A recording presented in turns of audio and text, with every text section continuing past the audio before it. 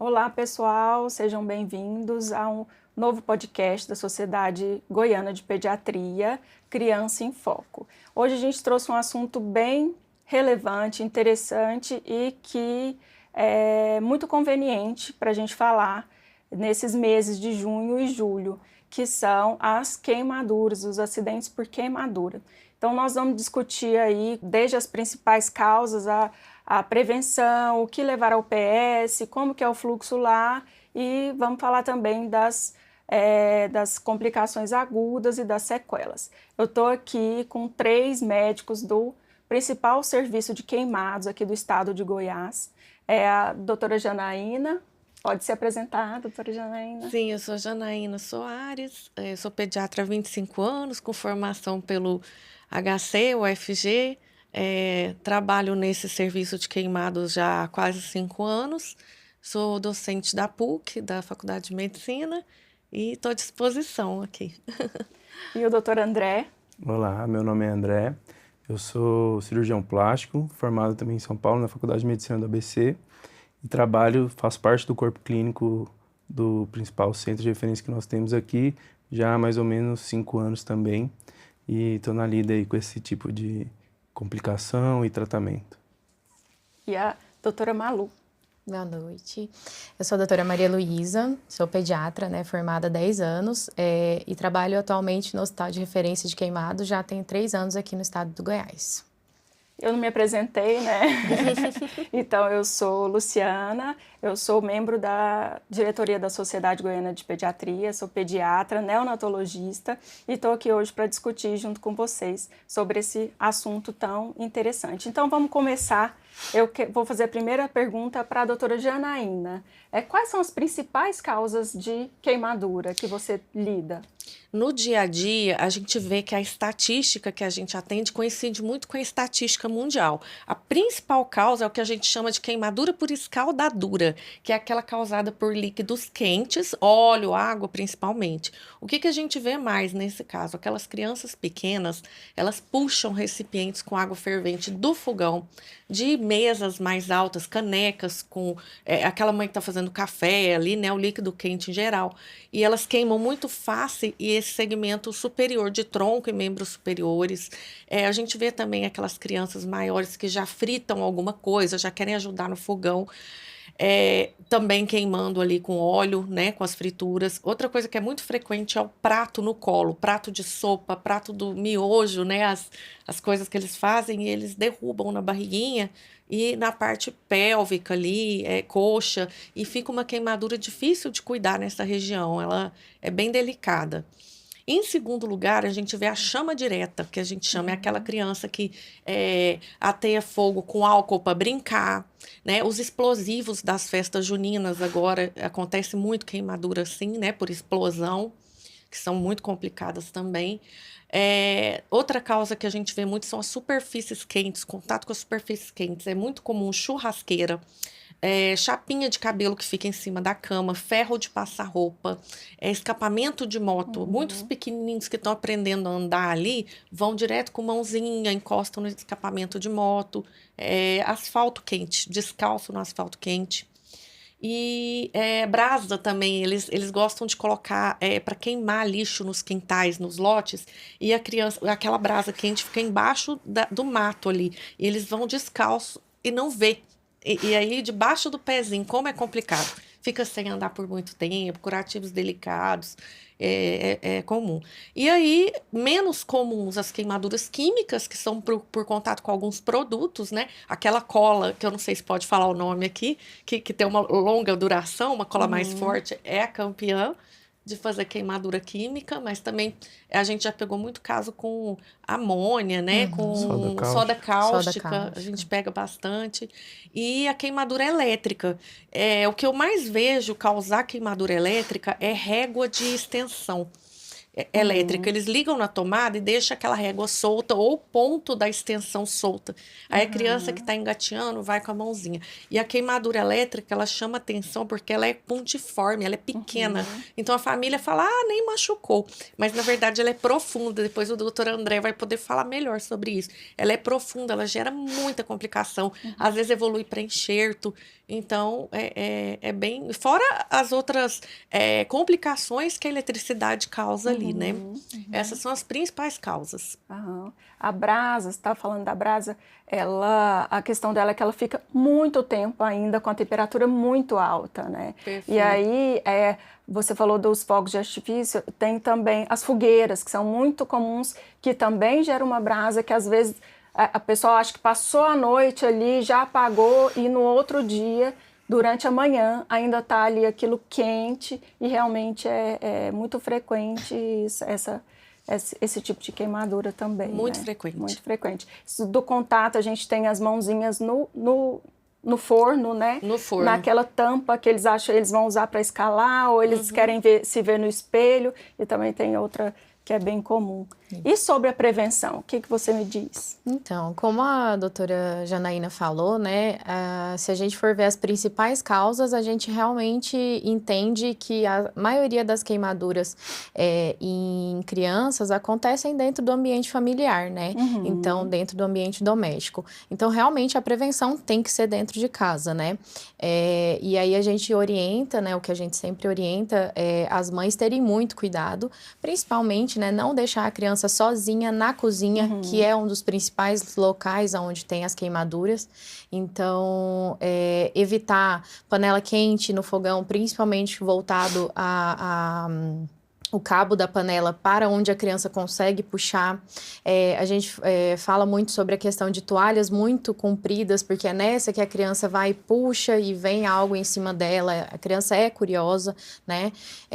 O ambiente da cozinha, ela já em si já fala a favor de não deixar crianças ali sozinhas e até acompanhadas, porque um descuido mesmo você consegue perceber. É questões de segundos, né? O que a gente sabe. Que várias mães já comentam com a gente, nossa, mas eu só virei as costas e a criança se queimou. Então, principal prevenção nesse caso, né, uma das queimaduras que também a gente tem bastante, a questão da escaldadura em água de banho. Então, acontece muito, o bebezinho pequeno vai dar o banho na criança, não testa a água e a criança vai lá e acaba se queimando, ou esquenta a água, coloca primeiro a água quente, depois vai buscar água fria e nesse tempo a criança acaba se queimando. Então, na hora do banho também, tentar evitar que a criança vai ter contato com essa água até estar própria para o banho mesmo, né, e testada. Em questão das queimaduras elétricas, ter as tampinhas de tomada, né, fazer essa segurança dentro de casa, porque a criança, ela é curiosa, ela quer saber de onde que vem, como que funciona, não tem como não acontecer. E nos ambientes externos, apesar de ser mais complicado, né, você ter essa segurança, porque às vezes não é só sua responsabilidade, mas sempre ter a responsabilidade de você estar com olhos nas crianças, né, você estar cuidando das crianças e não deixar ela sozinha, né, naquele ambiente para acontecer algum acidente, no caso. Realmente tudo envolve a supervisão do adulto, né? A gente sabe que... como você disse, né? Acha que está segura ali porque eu estou aqui perto, não basta estar perto, né? Grande parte dos acidentes tem um adulto junto, mas a supervisão não tá adequada, né? E sobre o banho, a Sociedade de Pediatria, inclusive, tem uma temperatura que eles orientam, né? Ou testar com seu antebraço, tem uns termômetros próprios para a banheira também, mas nem todo mundo tem. E a temperatura adequada é 36,9 e 37,5, que é o banho de recém-nascido e de bebês pequenos, né? Mas pelo menos testar com antebraço. Se for para colocar duas temperaturas de água para misturar, primeiro a fria, como você falou, né? E os primeiros socorros? O que devemos fazer? O que não devemos fazer? Quem deve ir para o pronto-socorro? Todas as queimaduras, a gente pede que, para ela ter uma evolução boa, você faça o resfriamento local com água corrente. imediatamente. Então, água, para todo tipo de queimadura. Logicamente, se a criança é uma queimadura elétrica, ela está ligada ainda ali no local da eletricidade, você não vai molhar naquele momento, mas tirou a criança, né, da rede elétrica ali, qualquer outro tipo de queimadura, água. É engraçada essa pergunta, porque por mais que seja divulgado que a gente só deve dar o banho ou colocar água corrente no local da queimadura, a gente pega muito a questão da pasta de dente que eles passam, babosa, produtos em geral dos mais diversos. Então, isso a gente pede, gente, não passar nada, simplesmente molhe o local. Se por acaso for uma queimadura pequena, que não forme bolha, bem superficial, com pouca dor, e que a gente chama de primeiro grau, né? Que é aquela que não forma bolha, às vezes dá para segurar em casa só mesmo com aquela hidratação ali com a água. Se a queimadura gera uma dor intensa, ou se ela pega aí um segmento maior do corpo, ou se aparecem bolhas, procurar um serviço de referência ali, um pronto-socorro, o que seja. E chegou no pronto-socorro que os colegas vão analisar qual a superfície corpórea queimada, né? Eles vão calcular ali nos pronto-socorros, eles vão ver quem vai precisar de hidratação na veia. A gente usa uma regra que chama regra de Holiday, para aquelas crianças que têm mais de 10% de superfície corpórea queimada. Eles vão ver o tipo de curativo que eles vão poder usar antes de encaminhar para um serviço de referência, ou seja, vão ficar em casa aquelas que a gente sabe que é o primeiro grau, sem bolhas, então, e que não está gerando ali grande problema para aquela criança, certo? E interessante sobre a bolha, não estourar a bolha, né? Que tem gente que ainda acha que tem que ir lá com uma agulha, um alfinete e estourar a bolha, não, né? Não tem que estourar ser a bolha. avaliada e a bolha acaba sendo uma forma mais grave, mas uma forma de proteção da pele que está ali embaixo. Né? Ainda vai infectar, a pasta de dente ainda vai fazer uma queimadura química. E não colocar gelo. Tem gente que põe gelo também, o gelo, né? gera uma queimadura também. Então, de jeito nenhum, a gente vê muito gelo. Muito comum. Água, temperatura ambiente, liga a torneira, coloca o membro embaixo, ou se está no corpo todo, já corre, liga o chuveiro e bota a criança sem água corrente, roupinha. Fresca, né? Não gelada, fresca e muito menos quente. Isso, lembrar da chama direta, que às vezes está pegando fogo no cabelinho, na roupa, deita a criança, rola para um lado e para o outro. Se tem um cobertor fácil de pegar sem ter material sintético, dá para enrolar a criança naquele cobertor para abafar a chama, né? E parar, e cessar, porque muitas vezes pega fogo mesmo, né? Pega no corpo, fogo mesmo. E aí tem que cessar esse fogo, tem que apagar esse fogo, né? E se ficar batendo ar, tudo acaba piorando mais a queima, né? Que ainda está acontecendo. É possível tirar o tecido, né? Que é inflamável, para evitar o aprofundamento. Às vezes uma queimadura que poderia ser superficial se torna uma queimadura profunda justamente por conta desse tempo de exposição. Então, não só, que a doutora falou muito bem, assim, lavar, mas tirar esses... porque muito frequente a gente recebe esses pacientes que têm queimaduras em tecidos, em roupinhas, né? Porque geralmente a criança vem bem agasalhada e tudo mais. E aí a mãe às vezes fica ali assustada e acaba não tirando a roupinha, aquela roupa tá quente, tá queimando e acaba aprofundando uma queimadura que talvez não geraria tantos problemas, Continua recebendo calor ali, Exatamente. Né? Não retirar a que tiver aderida, grudada, isso, né? Isso. Essa a gente não tira, não é isso? É para não romper aquele tecido que tá ali, né? Aí no centro cirúrgico a gente consegue ter um cuidado melhor. Igual vocês estavam falando em relação às bolhas, assim, acaba que no nosso primeiro atendimento a gente elimina todas as bolhas, né? Mas realmente para os pais que estão no ambiente que não é estéril, que corre o risco da pessoa romper a bolha e eventualmente colocar algum produto químico, como pasta de dente, babosa, essas coisas que a gente vê no nosso dia a dia, eu acho que não é interessante mesmo romper essa barreira cutânea que a gente tem ali, por mais frágil que ela seja, ela ainda oferece algum tipo de proteção, de barreira de proteção contra micro-organismos e tudo mais. A bolha, então, deve ser manuseada em ambiente hospitalar por um profissional, né? quando é necessário que seja manuseada. Né? Exato. Uma coisa que eu queria falar a gente, graças a Deus, não é tão comum ver incêndios de grande proporção. Aqui em Goiânia a gente pega muito pouco. Mas eu acho interessante, eu já fui síndica do meu prédio, olha a loucura. E eu sempre dava esse conselho. Gente, os adultos da casa procurar saber manusear os extintores que ficam nos andares.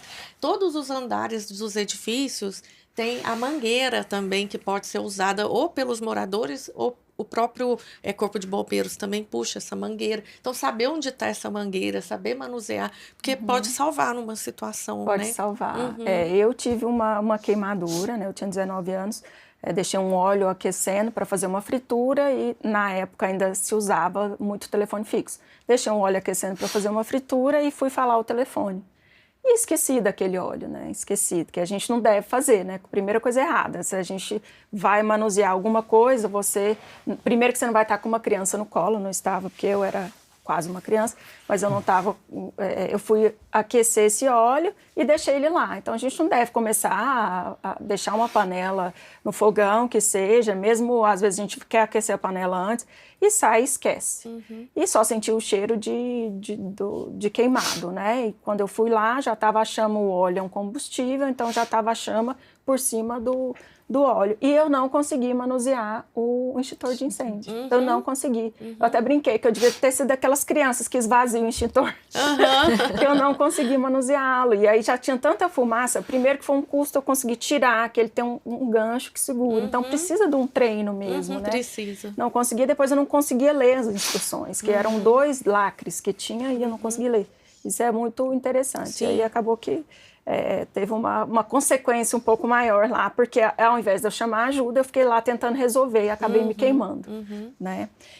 E você falou um pouco sobre, chegou no pronto-socorro, o que é feito, como que é esse fluxo lá no hospital, Malu? Isso. Hoje a maioria dos pacientes que a gente recebe ele já atendido, tendo o primeiro atendimento numa UPA, num CAIS ou até num posto de saúde e referencia ao serviço, né? Então, raras as vezes a gente recebe um paciente direto, né? Acontece, mas vamos falar assim que a gente consegue dividir os 2 pontos. Se você como médico, acabou de receber uma criança queimada, né, no seu serviço, é o seu primeiro atendimento, o ideal é que você consiga visualizar, né, se não foi feito em casa, o que a doutora Janaína explicou sobre a questão de você esfriar o processo, lavar com água corrente, é o ideal você fazer isso. No caso do posto de saúde, a gente pode lavar com soro fisiológico, tem alguns lugares que tem curativo vaselinado, sobre isso eles podem colocar para a gente até avaliar a extensão dessa lesão, que a gente como profissional de saúde, a gente precisa dar nome, né, dar quantidade. Hoje o que a gente utiliza como superfície queimada é a escala de Laude-Browder, né, para criança. Então a gente faz essa quantificação de área queimada e aí dependendo disso a gente já segue o fluxo de atendimento com a necessidade hídrica, né, fazer o cálculo do Parkland, que é a fórmula que a gente usa de início rápido, posterior o holiday, como a Janaína falou, isso no primeiro atendimento. E referenciar, né? Fazer esse curativo e referenciar. Chegando no nosso serviço, essa criança ela vai ser avaliada primeiramente pelo médico, né? O que está ali na porta, ou um clínico geral ou um cirurgião, e vai solicitar a avaliação da cirurgia plástica, né? A gente hoje tem cirurgião plástico 24 horas no hospital e eles fazem essa avaliação. Também avalia a questão de superfície corporal, tudo, e as necessidades. Também pode ser iniciado a hidratação, no caso, se ainda for recente, né? A maioria das vezes as crianças chegam muito tempo depois para a gente, perde esse primeiro atendimento, infelizmente. Mas aí já faz a visualização ali da ferida e vai para o desbridamento, né? Então, a criança fica em jejum para fazer esse desbridamento dentro do centro cirúrgico, né? E aí, posterior, ela continua o acompanhamento ali nos curativos diários na enfermaria, tá? Na enfermaria, a gente consegue fazer esses curativos todos com sedação, então as crianças não sentem dor, vem o anestesista, faz o curativo diário, que é o importante para a gente avaliar a ferida, como que está a evolução, e aí para dar o segmento, tá? Entendi. E sobre as principais complicações agudas, o que você me diz, doutor André? Bom, na verdade, sim, tanto as complicações agudas em relação àquelas que a gente está internado, quanto as sequelas, que seriam as coisas mais crônicas, né? Elas estão muito relacionadas ao mecanismo de queimadura e também à localização onde o paciente teve essa queimadura, né? Então, a gente pode ter desde complicações simples, como pequenas alterações estéticas, como também as complicações mais graves, como retrações, dificuldade de movimento, queimaduras químicas, por exemplo, no trato gastrointestinal podem gerar grandes obstruções intestinais. Então, esse paciente pode evoluir, se ele for jovem, se ele for muito jovem, então, perdas nutricionais, dificuldade de desenvolvimento, eventualmente até o óbito, né, que a gente pode ter nessa fase. Então, as sequelas vão depender muito tanto do mecanismo quanto da localização onde a gente tem essa queimadura. Lá no nosso hospital, o mais comum seria a gente encontrar alguns casos de infecções dentro da internação, né? Então, esse paciente ele é assistido não só pelos cirurgiões, como também pelos clínicos. E durante a internação, o que a gente observa mais frequentemente são as infecções, porque esse paciente fica com uma exposição do tecido cutâneo sem nenhum tipo de barreira de proteção e pode evoluir com formação de biofilme ou até mesmo infecção, né, dessa ferida. Uma vez que esse paciente saiu dali, aí a gente tem aquelas que são complicações que a gente está mais habituado a ver no dia a dia, né? Então, o paciente pode evoluir desde de cicatrizes inestéticas, ou seja, cicatrizes feias, que a gente chama de patológicas, como queloides, cicatrizes hipertróficas. Dependendo da localização dessas cicatrizes, o paciente pode ter também algumas limitações de movimento, se for em regiões de dobras, de membros, limitações de fala, de desenvolvimento de fonoaudiologia, né? E as outras complicações que a gente estava falando em relação a queimaduras mais complexas, como no caso de você ter queimaduras gastrointestinais, nesse tipo de coisas que vão afetar não só naquele momento, mas sim o desenvolvimento dessa criança para toda a vida, né? O mais importante é que essas sequelas, elas devem ser tratadas de forma multidisciplinar. Isso a gente tem essa oportunidade no ambulatório com desde enfermeiros, cirurgiões, ortopedistas, fisioterapeutas, que estão ali no trato diário para tentar oferecer para esse paciente o melhor. O tratamento clínico geralmente melhora bastante, em alguns casos são mais complexos, a gente tem que reoperar esses pacientes. Então, eventualmente, esse paciente vai ter que, lá na frente, na idade adulta, ter que passar por um retalho ou algum tipo de cirurgia que forneça ele maior amplitude de movimento para que ele possa ter a função daquele membro, daquela região otimizada, né? E também vocês contam lá com um apoio psicológico também, né? Porque pode ser algo impactante para a criança, para o adulto, para o familiar ali, para ter esse apoio mesmo, essa reinserção aí, essa recuperação de autoestima, principalmente quando afeta assim face, né? Acho que face e grandes extensões, que fica um pouco mais complicado aí ao longo do tempo, né? E sobre o uso, assim, às vezes depois que vai de alta, tem algumas malhas compressivas, né? Às vezes um silicone. Aqui no estado, a gente tem a oportunidade de oferecer isso para o paciente.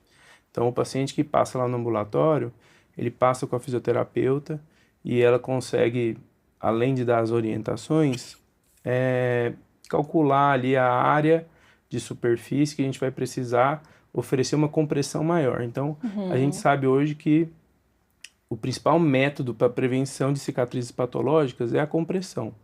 E essa compressão, do ponto de vista científico, né, a gente consegue no pós-operatório, lá no ambulatório, cronicamente, através das malhas compressivas. E aqui na OVG a gente fornece para esses pacientes, sob medida, o paciente vai lá, faz a medida, tudo, e é para ele. E aí a própria fisioterapeuta no ambulatório vai ajustando a pressão. Se ela estiver achando que está um pouco folgada, ela aperta mais, se não, ela consegue ter esse ajuste para poder oferecer para o paciente. Eu acho que isso é fantástico, né? O paciente ter um acesso a um tipo de tratamento assim, é muito bom. É muito bom, é bem completo, né? Isso. Que bom. Então era isso que a gente tinha para falar.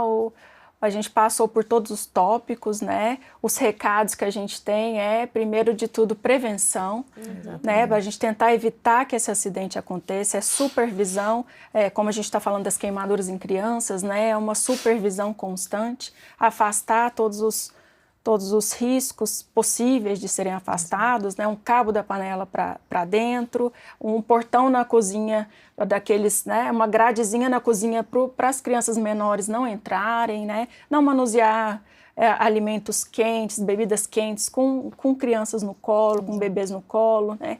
Não deixar tomar essa sopa, comer esse miojo ali no colo, esperar um pouquinho, escorrer um pouquinho do caldo, esperar esfriar um pouquinho, né? Não deixar chegar perto de fogueira, nem tampouco perto de fogos de artifício, né? Que às vezes o resquício do fogo de artifício ali pode queima olho, queima pele. Então, prevenção. E se tiver a queimadura, água corrente para tentar esfriar essa pele, né? Nada de gelo, nada de pasta de dente. E avaliar. Tá só vermelho, a criança tá bem, tudo bem, vamos observar. Fez bolha, já é interessante a bolha, ou local também que não faz a bolha e fica muito acinzentado, a gente sabe que também é mais profundo ainda, né? Então, muito doloroso, ou com bolha, ou muito acinzentado, ou uma superfície extensa, né?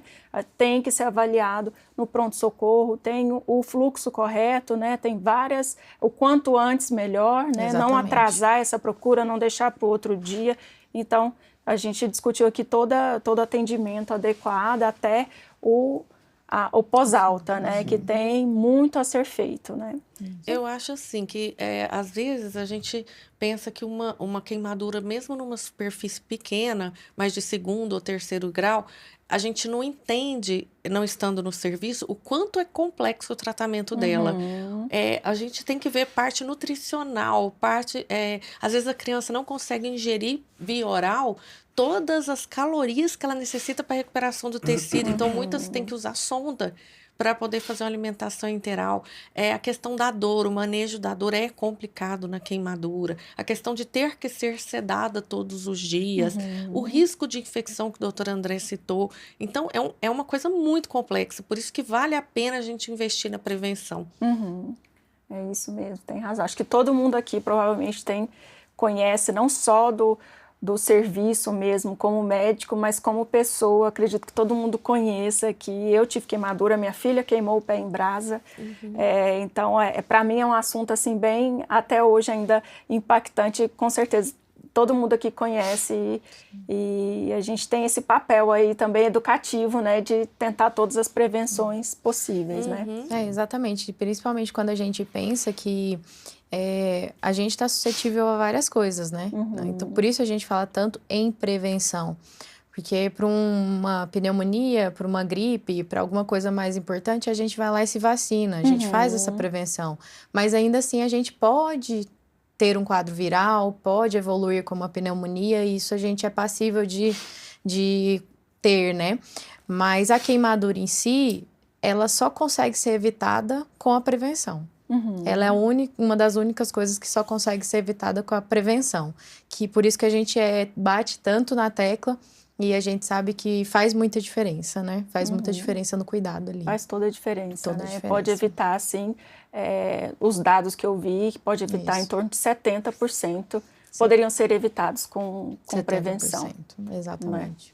Então, obrigada pela presença de vocês, foi ótimo o nosso papo, espero vê-los em uma nova oportunidade e obrigada pela atenção do público também.